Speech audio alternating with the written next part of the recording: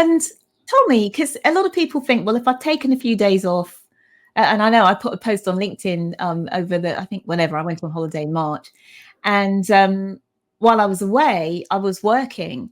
And then I put this post saying it's quite hard to stop working, even though I'm here and supposedly here to relax and be on holiday and so on. And you make this distinction between taking time off and time to recharge. So, what are your thoughts about that? So I have worked on holidays, absolutely. I'm just thinking since the pandemic, probably every time I've been away, all but one, there has been an aspect of like, I am going to work for some point. I might not take client calls, but I will definitely be checking in with my private clients. And I may even still be, writing a newsletter or doing some admin and, team management. But I'm very intentional about when it is. So I wouldn't be getting the laptop out every day on holiday. I might say like, right, this day I'm going to block out this time and I'm going to do some work and then I'm going to close it down. So I think it's the confinement piece for me, of being really very clear on the when and where boundaries of doing the work. So it's not like, oh, working on holiday is a bad thing. I don't think it is.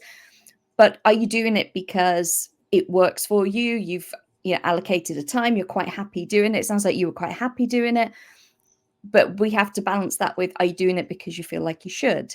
Is it actually that you're not enjoying your holiday because you're chained to the laptop? There's a huge spectrum in between those two, but I think it's important for people to find the point that they can, like, I find something very symbolic about closing a laptop. Like you close the laptop at the end of the day. It's exactly the same if you're away. If you're going to work, then at what point do you switch it and you're like, I'm out of work mode and I'm now fully embraced in my travel? Interesting. And so kind of delving a bit deeper into that, you tell me why taking time off is not the same as recharging. If you had somebody who came to you for advice about this, what would you be saying to them? I will give you an example of a client who will be happy for me to share this. She took a long weekend off from her business. So she finished work Thursday and she didn't come back to her laptop until Tuesday. And she sent me a message and she said, I'm really tired.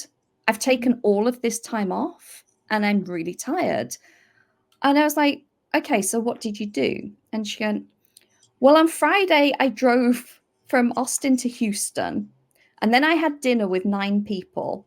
And then on Saturday, I did something else. And then I went to a Taylor Swift concert. And then I did that. And basically, the whole of the 4 days, yes, she was off. She was disengaged from her work. She was surrounded by people and in really high stimulus environments, or, driving for long periods. There was zero downtime for her to be able to be alone and recharge. And that's the key. Like for an extrovert, that could mean the perfect long weekend. They could come back into the office completely rejuvenated and full of life after that. But for introverts, we need time alone to recharge. And what I see when I do audit clients is that's the biggest missing factor.